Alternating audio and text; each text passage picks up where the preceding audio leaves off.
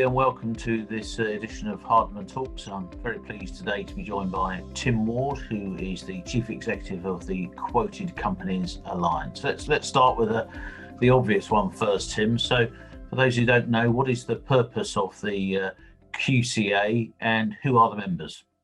Okay, thank you. And thank you very much, Keith, for inviting me to talk to you and your viewers.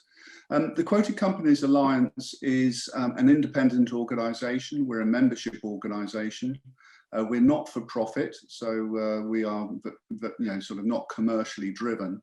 And our sole purpose is to champion the interests of the UK small and mid-size listed companies across all markets.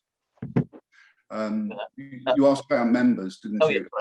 Yeah, I mean, we've got about 300 members, of which 200 are listed companies, mainly on AIM, but also on the main market and Aquis. And of the remainder of the 300 members are what we call advisory members. So they are made up of fund managers, research houses such as Hardman, and thank you for your membership. Who else we got? We got accountants, we got lawyers, we got nominated advisors, stockbrokers, and registrars. So quite a variety of organisations, and the 300 organisations we think really add up to the ecosystem of the small and the mid-sized quoted market.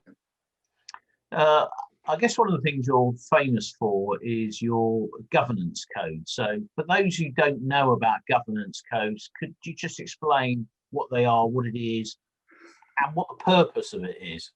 Well, that's a tall order in itself to explain the whole world of governance. But I think our code is quite simple. I mean, we produce a corporate governance code, the QCA code. It's been adopted by, I think, nearly 90%, if not 90%, of companies on the AIM market. And it's a code of governance. So it's a way of helping companies to demonstrate that they are organised, structured, and behave in the right way. And the key thing is that they disclose that on their website in their annual reports, so that private investors, retail investors, as well as institutional investors can see how a company is organised. It's very much principles based, so that companies at different stages of development, at different sizes, can relate to those principles and describe what they do in relation to those principles. And we recommend how they apply the principles and recommend certain disclosures. Thank you. You're also a champion of public markets, and in the broader round, why do you think it matters whether a company is public or private? Well, I think it's how would I put it? I mean, look at the last 9 months in terms of this terrible pandemic. What has been happening in the public markets is that companies have been able relatively easy to raise finance, whereas companies encumbered by debt have found it much more difficult. And typically, companies owned by private equity houses have found it difficult. Private companies have found it difficult. They've used government loans, but they've ended up with more debt. Whereas public companies have been able to use equity in order to raise their finance. Equity in itself is permanent capital. Shareholders can't ask for their money back, whereas banks can and do. So I think the fundamental difference between debt and equity is absolutely paramount. Also, what you get if you are a public company, well, you get a kite mark listed in London, listed on the London Stock Exchange, and you get a kite mark which is highly regarded because of the transparency of the market. Producing prospectuses, announcing results, all of that sets you up so that if you're pitching for a contract, say against and there's a private company involved, you can say we're listed, and that has that cachet and the weight. It also enables companies to involve their employees so that they can take part in share plans and enjoy the growth of the company. And it's a currency for companies to be able to make acquisitions so they can grow that way. But the overarching thing, which I think government and Treasury see is that it's a great means of wealth distribution. So it's not just the rich getting richer. It's you and me and others taking part and sharing in the success of the UK economy. So public markets play a huge role in the UK economy. And the companies we represent, we've worked out that it's, or actually you, Keith, worked out that it's about 3 million employees, and the tax take for the Exchequer is something like £26.5 billion. So public equity in companies on those markets are incredibly important to the UK economy. Thank you. Now that leads us on to the role of the QCA as an industry body in public consultations. Can you just talk to us about some of the consultations you'll be involved in and you are involved in at the moment? Yeah, thanks. The QCA basically does three things. As well as the campaigning, we do a lot of informing. So with our members, we try and marry up companies with investors so they can learn about how the investors work. We put out a lot of surveys and a lot of information. And I should have added with the QCA code, we also publish a guide for audit committees and REM codes. And I say all of that because the information forms a lot of evidence that we use in our consultation responses. So the surveys that we have, a recent one was a survey of retail investors, how important they are. But the campaigns that we work on can be very technical. They can be looking at the market abuse regulation, the way brokers and companies sound out investors ahead of a deal. They can be on very technical things like the contents of prospectuses. But also more generally, we have campaigns which are overarching, if you like, and there's a current consultation being conducted by the Treasury looking at the listings. It's a listing review, so looking at the listing review rules for companies and trying to make sure or see whether they can improve to make the market, the public markets, more welcoming, more attractive, so that more companies join the market at the lower end, but also some of these tech companies at the higher end, and companies are getting larger before they list, they have much more of a choice. They probably have an international choice. So we want to make sure that our markets are competitive when compared to, say, the New York Stock Exchange, NASDAQ, Hong Kong, and the like. So those campaigns are really, really important. And as well as those, I talked about technical things like the structure within prospectuses.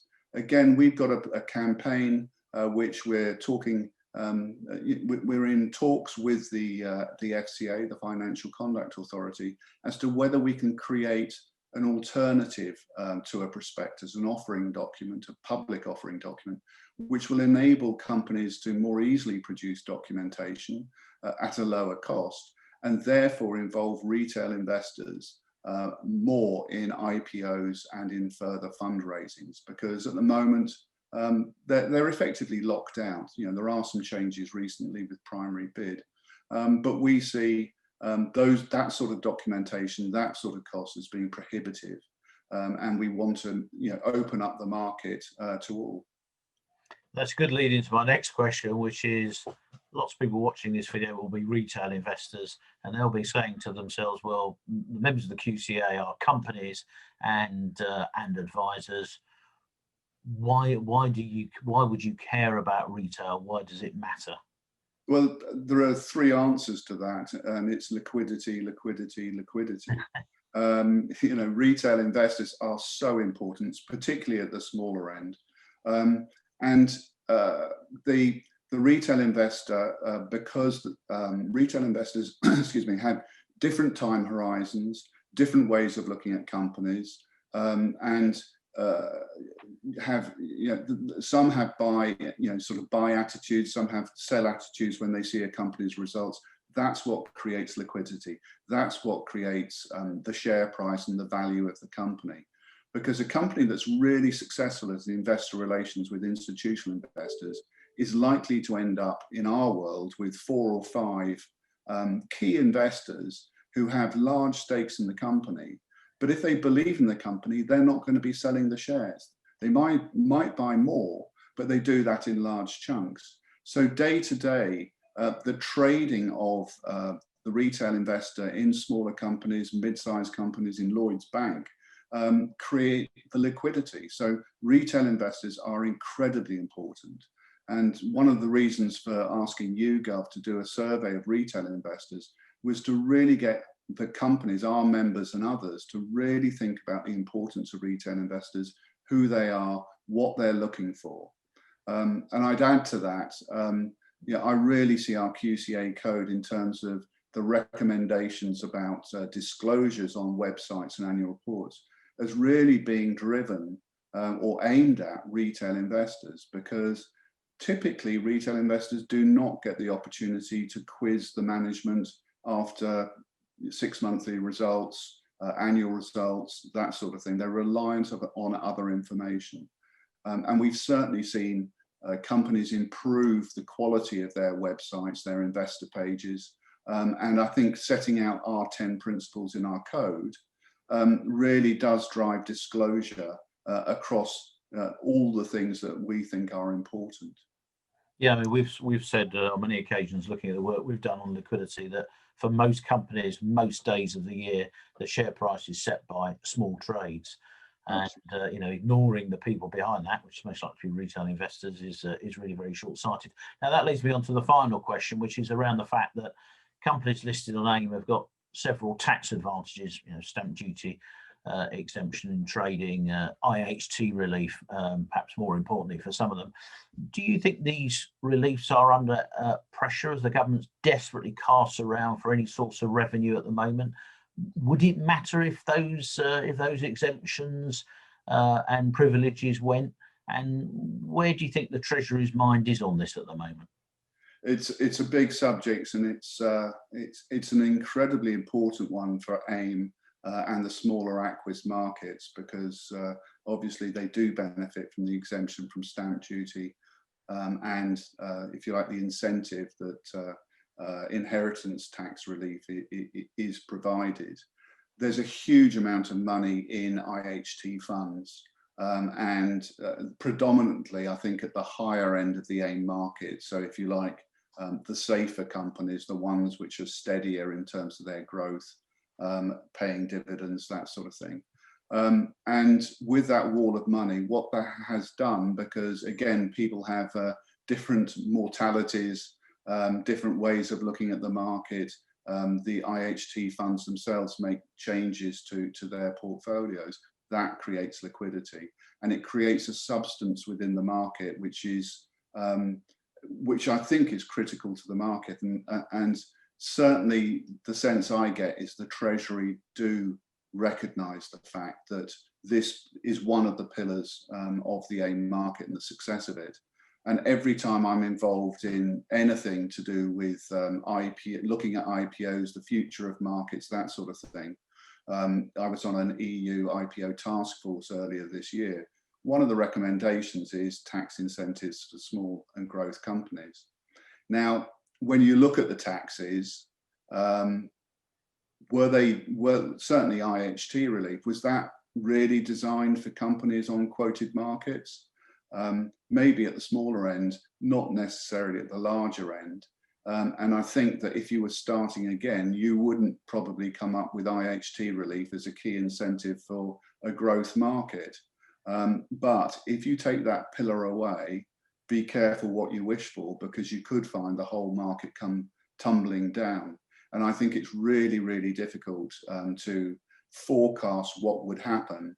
But I think it is something that I would really fear if it was removed, because it would move the market back to being like every other European market, I think, which typically are not successful.